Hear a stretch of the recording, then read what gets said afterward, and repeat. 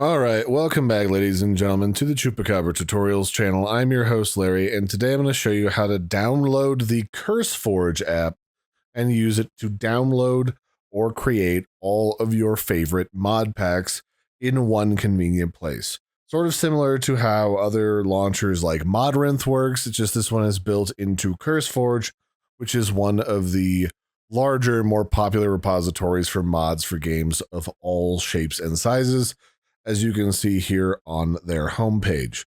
So all you really have to do is just click on Get the CurseForge app, and then you'll want to download a standalone version. Overwolf, if you're curious, is like this HUD-based system, kind of like the Steam overlay, where it just like sits on top of everything, and you can kind of call it up to do things like record, stream, or like give you different chat windows or side chats and stuff like that.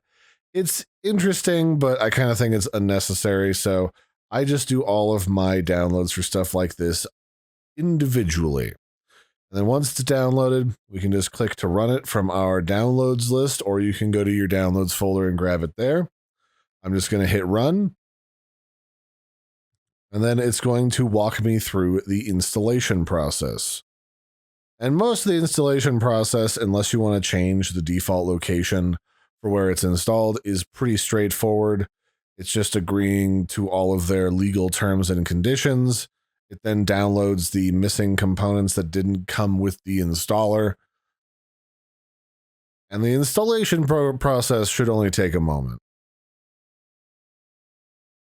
It'll also offer you to install some extra stuff like this Insights thing. I don't really want an extra game capture program installed on my computer, so I'm just going to say no thank you. And then just like that, here is CurseForge. It'll go ahead and walk me through how a lot of this stuff works, and you can either continue as a guest or you can log in. So it looks like when you do log in, it gives you a few different options, including logging in with your Twitch account, which it currently recognized me from the last time I logged in.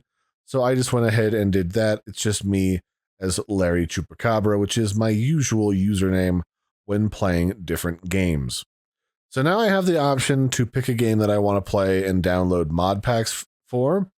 In this case, I can grab onto Minecraft, and apparently I had Valhelsia installed the last time I was using CurseForge, so I'm actually going to delete that profile, and I'm going to go looking for a brand new mod pack to play.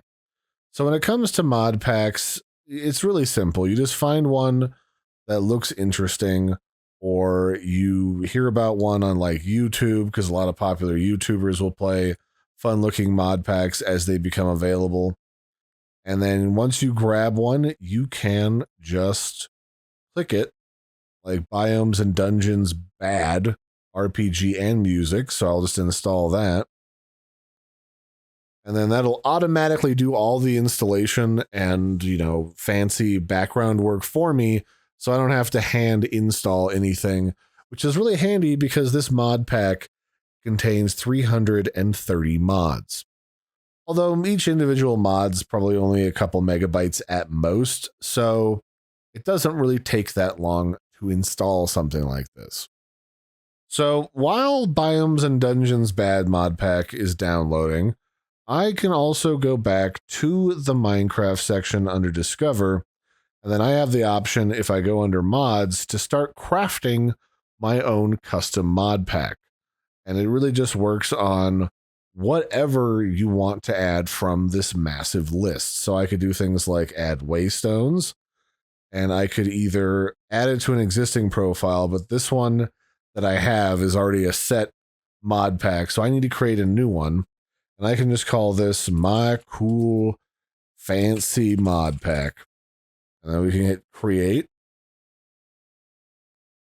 And if you want to tweak what version this is for some reason it defaults to 21.1 or 26.1 for game version.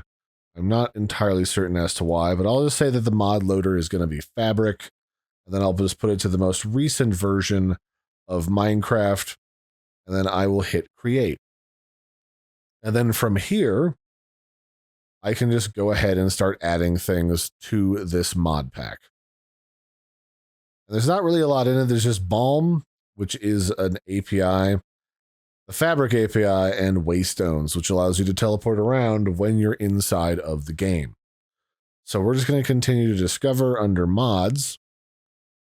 And then we can just go through and add things like apple skin to my cool fancy mod pack. And then we'll go back and continue browsing for pretty much whatever we think would add really good details. The Zero's minimap is really good to have. I recommend that for pretty much every version of Minecraft that I play. And so on and so forth. And then as you get all of these things installed that you want to include, afterwards you can go through these settings if you're logged in, and then you can actually share this pack with your friends, or if it starts to get popular enough with people, you can put it out into the big mess of discoverable mod packs for other people to download who might be interested. But if you wanted to do that, you probably wanted to use more than just the default Minecraft background icon for it. You can actually customize this through the settings here. Oh yes, change image. You can change image, you can change profile options, you can tweak all of these things through this menu, and then you can actually go out and share it. I think you might actually have to log into the website in order to share it, but you get the idea. It really makes it quick and easy to build your own mod packs, to use existing mod packs, and if you do make your own mod packs, you can literally just share this with your friends with just a couple of clicks. So if you wanted to share this, there is the share profile option right here, and you can send that to your buddy Mitch or your friend Sarah, and they can download this, and then you can self-host your own server on your computer, and then everyone can play together with you. So that's kind of the gist of how CurseForge works. It's pretty simple and straightforward. You just download it, log in for the best experience, because then it saves your settings and remembers everything that you had going on. And then you can add mod packs that you want to play, which is what probably most people will do. And then if you really want to, you can customize your own mod packs using this interface to just quickly just select a new profile, say it's going to be based on Fabric or Forge or whatever, and then start dogpiling all the mods and add-ons you want inside of it. So that's it for this one, ladies and gentlemen. I've been your host, Larry. Don't forget to like and subscribe, and I will catch you next time. Bye, everybody, and have a good one.